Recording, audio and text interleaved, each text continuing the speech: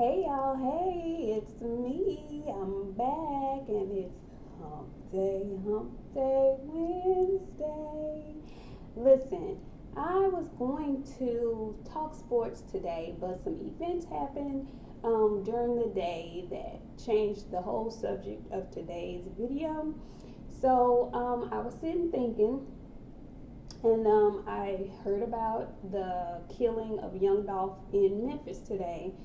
And I was thinking about how tough and rough and unfortunate it has been for male black rappers over the last 2 weeks. And this downward spiral started for Travis Scott when he had his Astro World concert in Houston. And so I'm sure by now you've heard and seen that at this point there are 10 people who were killed as a result of being mauled and trampled at the Astro World concert. So there's Travis Scott. Everybody is blaming him. You know, he's getting the bulk of the blame.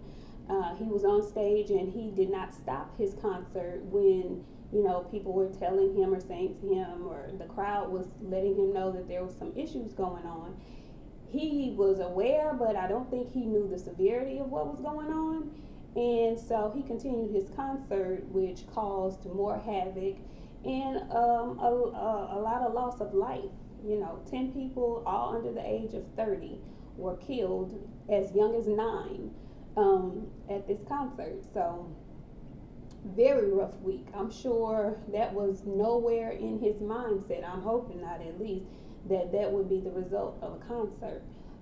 What I will say about that, though, for future concert goers, just a tidbit: if you are going to an event that has no formal seating, you may want to rethink that.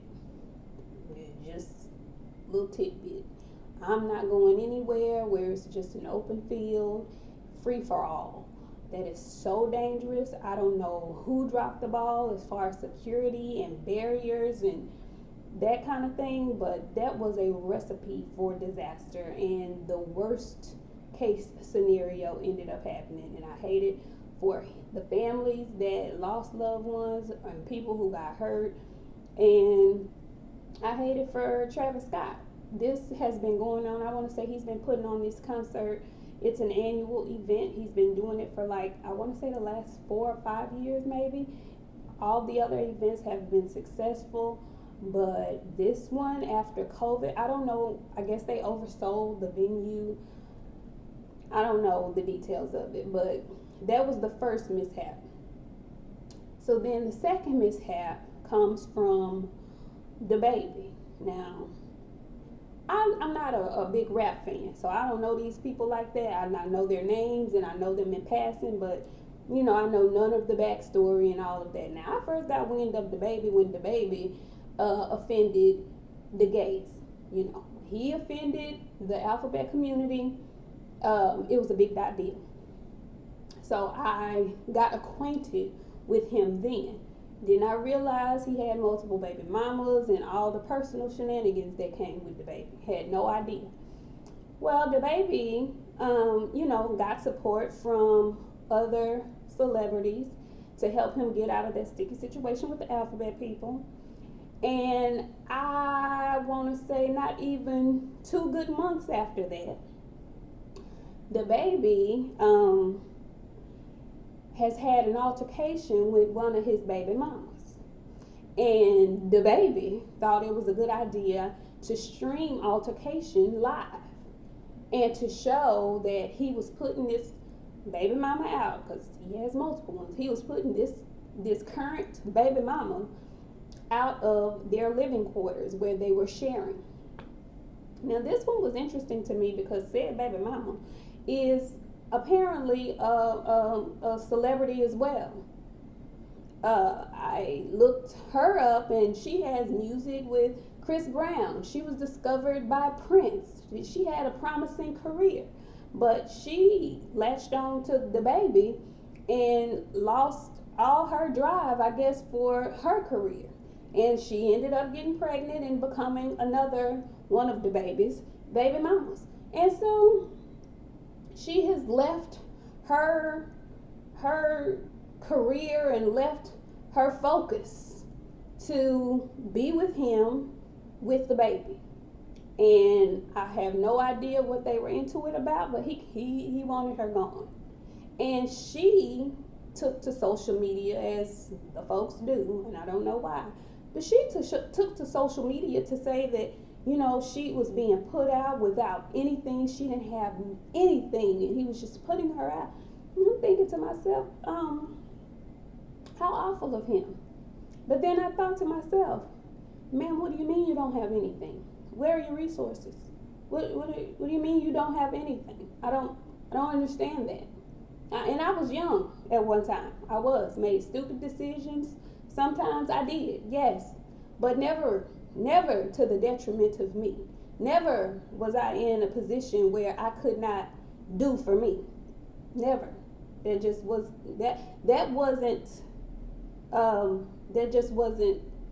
in the program.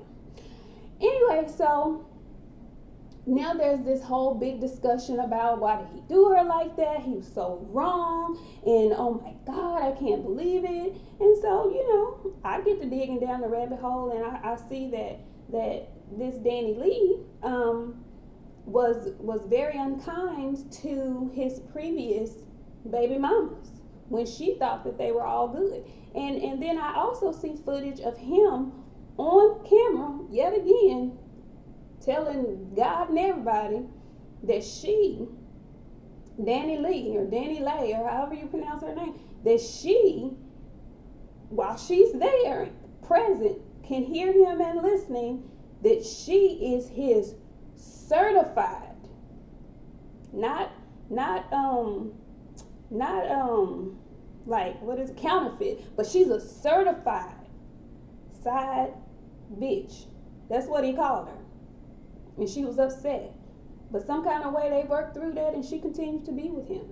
Now, I've been dumb before. I've been dumb in love. But I just, disrespect and love don't go.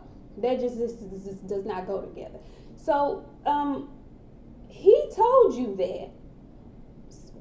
How did you, I don't understand how she configured in her mind that she was more than that. And I've seen all kind of discussions online where women are saying, well, I mean, he wasn't treating her like a side piece, and he was doing for her like she was the main girl. Ma'am, if the man has told you, and God and everybody, that you are a side bitch, it is your job to believe him. That's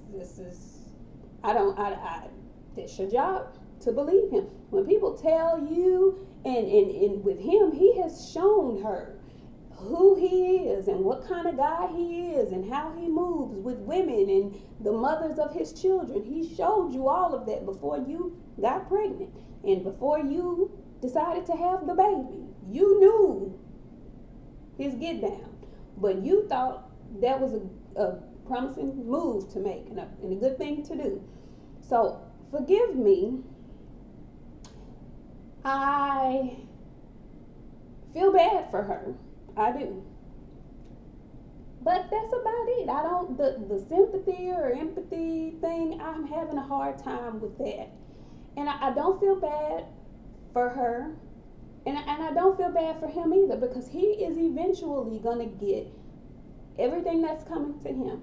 Somebody told me a long time ago, you get it how you live. Eventually, you're going to get it how you live. And that brings me to the next black male rap artist. So today, minding my business, working, and I start seeing all the news about Young Dolph getting killed in Memphis. At the cookie store, of all places. I mean, you can't buy warm cookies in peace anymore, people? Is that what we doing? We running up into the cookie shop to kill folks? Is that what we doing?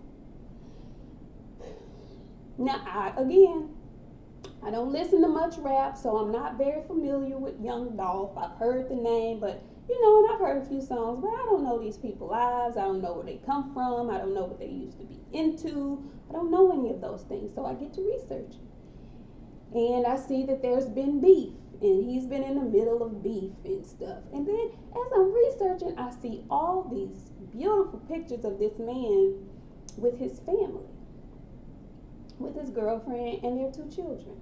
Beautiful family, beautiful black family. And I just got really sad because their lives are changed forever. He's gone. And undoubtedly, this is going to start a big, huge mess in Memphis. Big, big, huge mess in Memphis. So I'm listening to some of his songs and I see what he's about. And he was in the trap and, he was shooting 100 times and, you really do get it how you live, people. I know there's a saying that, sticks and stones may break my bones, but words will never hurt me. That is a lie. That is a stone cold lie. The things you say, the things you speak, you have to be very, very, very careful. Those things don't just come out and don't return to you. That energy that you put out, it's gonna come your way at some point in time. It's going to. And if it doesn't, you are so blessed that you were able to move past that. A lot of people are not. A lot of people are not. Y'all be careful what you say. Be very careful what you say. I always speak about tone and delivery. What you say and how you say it, just can be life changing. Though it can be life changing. The way people receive the things that you say has a lot to do with how you say it. So I will just say, because I don't want to keep this long, but I was just really sad today thinking about the young black rappers that are succumbing to trauma, drama, and foolishness. And most of it, sadly, is self-inflicted. So y'all be good, y'all be sweet. Go hug on your people, love on your people. Remember to mind your tone and delivery. What you say and how you say it matters a lot. A lot. And for the young folks, if you think if spewing out vile foolishness is the only way that you get followers or your music sales, you gotta really stop and think about why that is. It's really sad. It's a really sad situation. So y'all be good. I didn't want nothing. This is Humpday Wednesday. I hope somebody's humping something. And I will talk to y'all later. Listen, my boxing show with my girl Boxiana will be live on Friday at 9:15. We will be covering the Boo Boo Andre Quigley fight. So y'all stay tuned. We'll see y'all on Friday. And y'all have a good rest of the week. Don't forget to hit the like button, subscribe if you haven't already, and I will see y'all later. All right.